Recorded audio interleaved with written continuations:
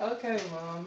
So my question to you is, why did you wait until I was about 8 years old to tell me that I'm mixed with some type of or different types of Native American, Filipino, and Irish? At the time, I didn't think it was that you needed to know at the time, and I didn't think it mattered. But as time went on, and you noticed yourself, and that you were different, I thought I would have to tell you what you were mixed with. Because in order to know where you're going, you have to know where you come from.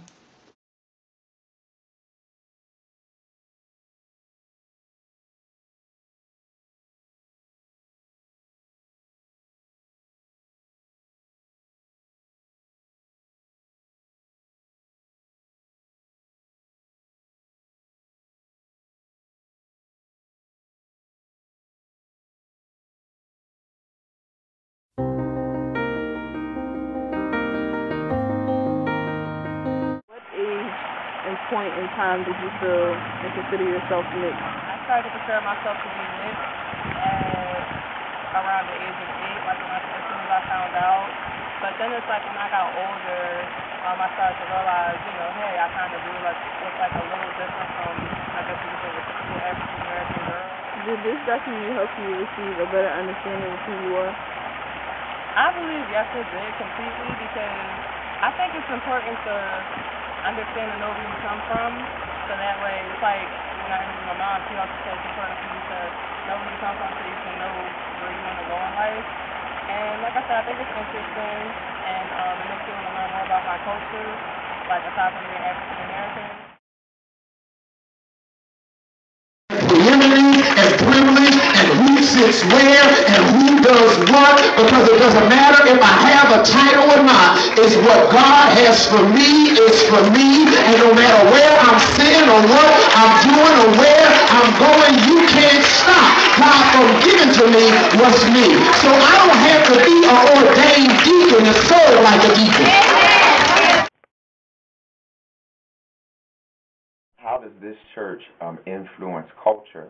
I believe that our church influenced culture by teaching people how to transform their minds. That many of the obstacles that we face are all in our minds, and through the Word and by learning the will of God, we change our perspective on things so that we see things the way that God sees them, and we start to glean principles from the Word of God so that when we approach anything in life, whether it's blessings or whether we're going through broken times, we glean those principles from the Word of God and as to how to handle them.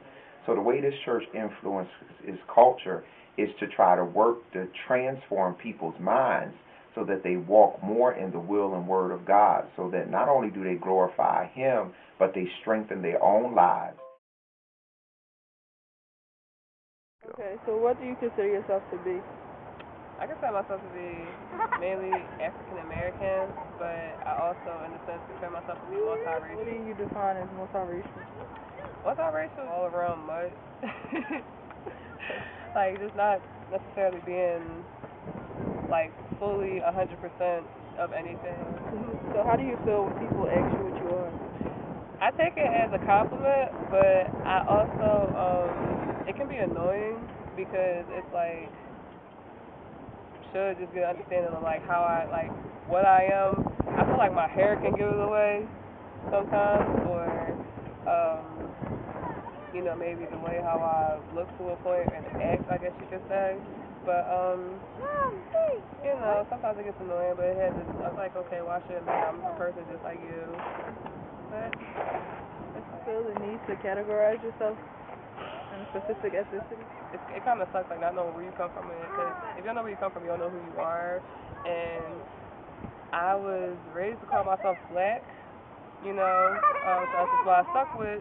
And now as I got older, I would sometimes have a challenge of trying to define like who I am. Should I just call myself black, or should I just say I'm black and this, that, and that, or should I just say I'm this? Due to all those complications, I just say I'm African American and multiracial, but I mainly stick to the African American side.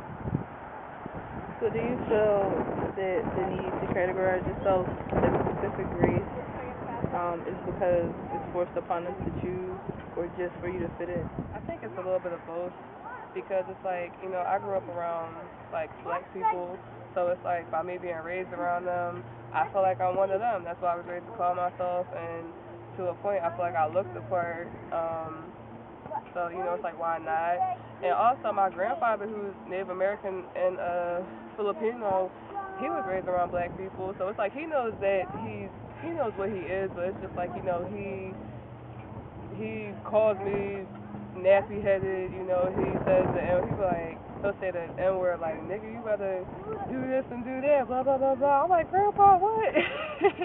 Or he'll eat like fried chicken, collard greens, he eats pig feet, like all that kind of stuff. So it's like you would think, oh, he is black. You stop and question your ethnicity further. What made me stop it? Like, what makes you stop and think, like, and question who you are? Like, whenever people, like, this whole project, like, whenever people ask me, like, what do you consider yourself to be, or when other random people just ask me, like, what are you? Like, you know, just like, that's a good question. I say this, but I'm also this, that, and that, so it's like, you know, society will think, well, maybe I think society will label me as, oh, you're mixed.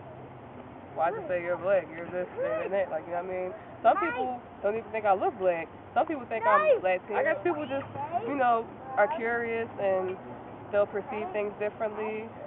So I guess they can't help that. But I guess by the end of the day, it shouldn't matter what society says. It's about how you think of yourself.